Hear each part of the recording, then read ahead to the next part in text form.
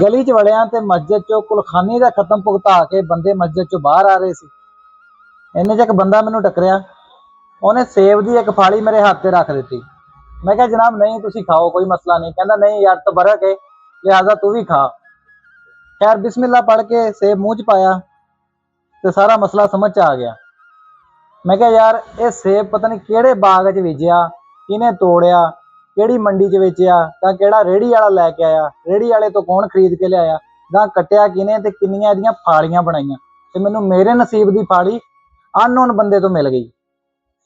हो गया मसला हल। मैं क्या एवें परेशान होंगे टक्कर मारते फिरदे, उन्हें कार लै ली, उन्हें बंगला बना लिया, मैं रह गया। जद रिजक है अल्लाह के हथ वासा, अल्लाह ने वादा किया कि तुहानूं तुहाडा नसीब लभना ही लभना, तो फिर परेशानी कादी। इंसान का काम है मेहनत करना, वो कर रहे हैं, बाकी काम परवरदिगार दा वो जाने ते ओहदा काम जाने।